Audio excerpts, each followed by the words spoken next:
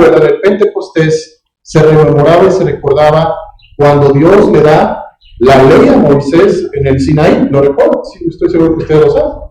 ¿Sí? Bueno, pues estamos en una festividad muy importante, todavía recordando lo que pasó hace 8 días.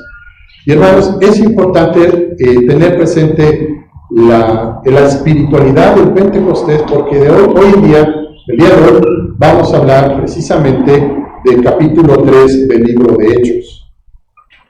En este capítulo 3, hermanos, nada más para ilustrarlo, no lo voy a leer, pero abran su Biblia, se relata la sanidad de un cojo que estaba en el templo de Jerusalén, y suben 2 apóstoles ahora, que es Pedro y Juan, y se encuentran a este cojo que estaba en la puerta de la hermosa, siempre recibiendo limosnas. Y ese día, los apóstoles, en el nombre de Jesús de Nazaret, le dan la sanidad a este cojo. Lo interesante, hermanos, es que este cojo, en el capítulo 4 de Hechos, se relata que tenía más de 40 años. 40 años de su cojera. Muchísimo. Toda su vida. Toda su vida. Y lo que llama la atención, hermanos, es que el tiempo de Dios es perfecto. Y a veces nos cuesta entender que los tiempos de Dios son perfectos, pero los tiempos de Dios son perfectos. Llegan cuando deben de llegar.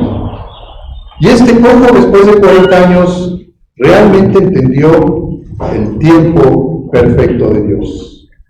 Y hermanos, esto podemos aunarlo precisamente al festejo del Pentecostés. Es muy importante, hermanos, tener siempre presente que el Señor ama a su pueblo. ¿Quién puede decir, el Señor ha hablado a mi vida? ¿Quién puede decir, amén, el Señor me ha hablado? Pastor, yo recuerdo cuando el Señor, yo le pedí esto y me contestó. Y hermanos, si estamos aquí es por algo. ¿Es porque crees que el Señor te va a hablar a tu vida, sí o no? Totalmente de acuerdo. Yo vengo aquí a la casa del Señor, escuchando solo al pastor, no solo a cantar, edificarme, pero yo sé que Dios va a hablar a mi vida. Y esto es muy importante tener presente, que Dios va a hablar a la vida de cada uno de nosotros. Y en Pentecostés, Dios le habla poderosamente a la iglesia. Muchas veces confundimos el Pentecostés con el simple hecho de que las personas hablan en lenguas. Pero eso es algo de forma y no de fondo. Realmente el fondo del Pentecostés es el poder transformador de Dios en la iglesia, que es impelida a salir a anunciar las maravillas de Dios a la gente que no le conoce. La iglesia presbiteriana pues, es Pentecostés. ¿Por qué? Porque nosotros anunciamos las maravillas de Dios. Y el componente esencial de la predicación del Pentecostés está enraizada, está arraigada ¿en dónde? En las Escrituras y en la doctrina de los apóstoles. Dice el Salmo 122, yo me alegré con los que me decían, a la casa del Señor iremos. ¿Nos da gusto estar aquí, hermanos, en la casa del Señor? ¿Somos todos hermanos? ¿Nos da alegría vernos? ¿Sabían ustedes, hermanos, que la casa del Señor, esta comunidad, apunta escatológicamente a la reunión celestial en la que estaremos todos presentes? ¿Lo de la vida? Y ese día donde estemos con el Señor, todos congregados, donde no habrá diferencia entre nosotros. Como dice el apóstol, no habrá ¿qué? Ni varón, ni mujer, ni judío, ni griego, ni bárbaro, ni escita, ni nada de eso. Todos delante del Señor somos iguales, ¿sí o no? Dice la palabra del Señor que Él no hace ¿qué? Acepción de personas. Y en la comunidad, somos todo el cuerpo de Cristo, en la comunidad universal, todos somos iguales. Y de la misma manera que el Señor te perdonó a ti, me perdonó a mí y perdonó a todo su pueblo. Y en la congregación del Señor, hermanos, debemos de proceder siempre, cada uno de nosotros, y en especial los que predican con humildad. ¿Por qué? Porque si yo estoy aquí es por la gracia de Dios y porque Cristo me perdonó. Nadie de nosotros debemos de caminar como si Cristo no nos hubiera perdonado. Todos hemos sido ¿qué? Perdonados por el Señor. Y esto, hermanos, también es parte de una comunidad pentecostal, donde todos caminamos bajo la gracia del Señor, que todo lo envuelve. Todos hemos sido objeto de su gracia y de su amor. Y hermanos, esto lo recordamos y esto lo manifiesta el apóstol en su predicación ese día en el templo. Hermanos, podemos ver que en el templo, precisamente retomando el punto del templo, los apóstoles suben a dar sus oraciones y suben realmente a alabar el nombre del Señor. El templo es la cita de las oraciones y donde también los creyentes manifiestan su entrega al Señor por medio de sus ofrendas, donde también el creyente promete al Señor y cumple todo lo que le va a hacer, ¿sí? Y me gustaría leer un pedazo, un fragmento del libro de Crónicas, cuando Salomón dedica el templo, y dice de la siguiente manera. Salomón dice así: si hubiera hambre en la tierra, o si hubiera pestilencia, si hubiera tizoncillo o aludo, langosta o pulgón, o si los sitiaran sus enemigos en la tierra en donde moren, cualquiera plaga o enfermedad que sea, toda nación y todo pueblo que hiciere cualquier hombre, o todo tu pueblo Israel, cualquiera que conociere su llaga y su dolor en su corazón, si él extendiere sus manos hacia esta casa, tú oirás desde los cielos, desde el lugar de tu morada, y perdonarás, y darás a cada uno conforme a sus caminos, habiendo conocido su corazón, porque solo tú conoces el corazón de los hijos de los hombres. Esto decía Salomón cuando dedicó el templo. Y Jesús decía, porque mi casa será llamada, ¿qué? ¿Es casa de oración? ¿Dios está? ¿O no? ¿Sí? ¿Están seguros, hermanos, o no? Más convencimiento. Sí, sí, pastor, es casa de oración. Imagínense, hermanos, esta casa de oración. Si se congregara este mismo número de hermanos un viernes por la noche orar fervientemente en esta iglesia, ustedes van a ver los resultados. Imagínense el poder de la oración en la iglesia, todos unidos, como lo hacían los primeros creyentes. Ustedes, hermanos, verían cómo Dios echa a andar a esta iglesia como locomotora. Poderosa iglesia. Casa de oración, hermanos. Todos somos iguales aquí, todos somos miembros de un solo cuerpo. Y es interesante, hermanos, ver que la aplicación en este texto, cuando los apóstoles suben, se encuentran a este pueblo imposibilitado para la comunión, no podía entrar al templo, su enfermedad física se lo impedía, y también algunas leyes religiosas no le permitían el acceso. Qué triste saber que mi enfermedad me va a impedir el acceso a la casa del Señor. Qué triste, por mi causa física no puedo entrar a adorar el nombre del Señor. Pero aquí, volviendo a los tiempos perfectos de Dios, los propósitos de Dios se van a manifestar poderosamente en ese día, donde Dios tiene un plan para la vida de un hombre cojo, y donde Dios también, estoy seguro, que tiene un plan para la vida de cada uno de ustedes. Parafraseando el Evangelio de Juan, capítulo 9, versículos 2 al 3, cuando les acercaban los discípulos de Jesús en su ministerio, cuando Jesús anunció el nacimiento, le preguntaron: Rabí, ¿quién pecó esto sus padres para que haya nacido ciego? Y aquí parafraseo: para que este hombre que estaba en la puerta del templo haya nacido cojo. La respuesta de Jesús sería: no es que pecó ni sus padres, sino para que las obras de Dios se manifiesten en él. Así que, hermano, a veces la prueba que Dios nos pone a nosotros y que dice: Señor, ya es mucho tiempo, es para que el nombre de Dios y para que el Señor se manifieste en tu vida. ¿Le has preguntado al Señor: Señor, qué voy a aprender de esta prueba o de esta dificultad? ¿Me vas a enseñar para qué estoy pasando este momento difícil? El Señor seguramente tiene una respuesta al problema o a la situación en la que tú te encuentres.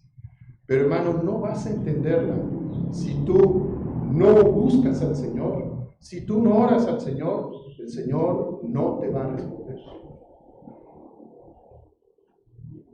Es importante saber, hermanos, que este hombre que estaba cojo en la puerta del templo Dios tiene la iniciativa de acercarse a Él después de 40 años.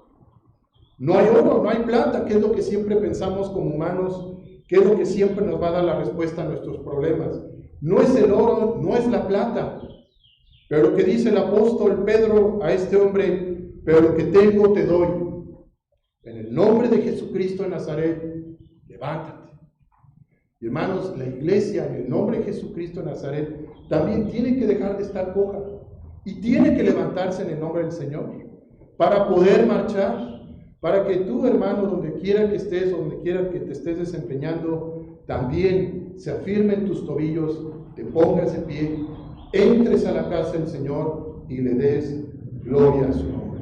Eso, hermanos, en esencia viene siendo parte del festejo del Pentecostés, que Dios se está manifestando en la vida de su pueblo, que Dios se manifiesta en la vida de su iglesia y en la vida individual de cada uno de ustedes.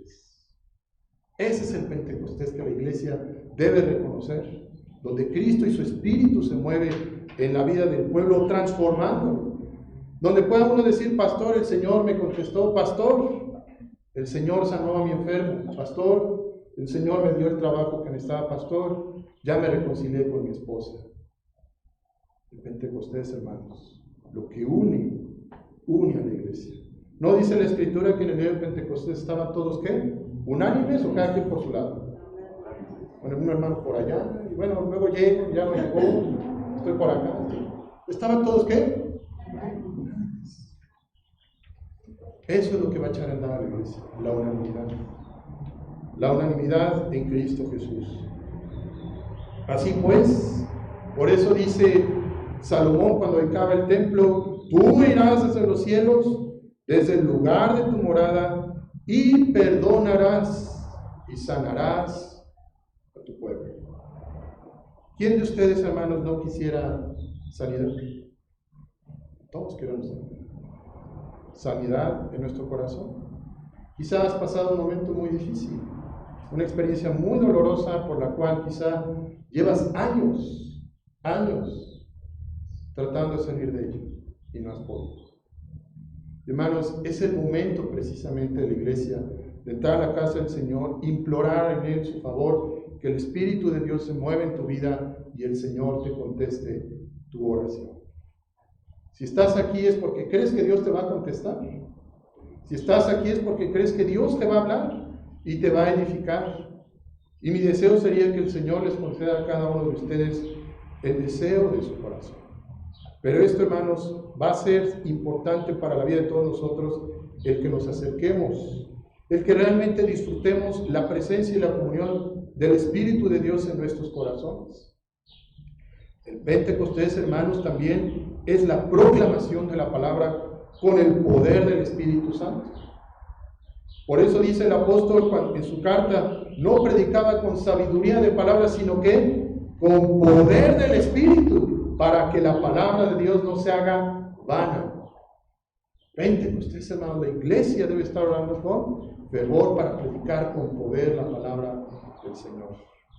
Que puedas hablarle a otros de Cristo y dile, Señor, me cuesta trabajo hablar de ti, soy muy miedoso, soy muy tímido. Pon las palabras, pon el tiempo para que otros oigan las maravillas que has hecho tú en mi vida. Yo estoy seguro, hermanos, que si les pidiera a algunos de ustedes que dieran su testimonio, habría testimonios muy hermosos aquí. Pues esos testimonios de los que el Señor ha hecho en tu vida son los que debes de compartir con aquellos que no conocen al Señor. La predicación de los apóstoles, hermanos, está realmente enraizada también en un aspecto muy importante del predicador, que es la humildad. Cuando los apóstoles sanaron a este hombre cojo y entraron al templo con él, donde este hombre adoraba al Señor, la gente se sorprende. Pero el apóstol dice, ¿por qué ponen los ojos en nosotros como si por nuestro poder o piedad hubiésemos hecho andar a este?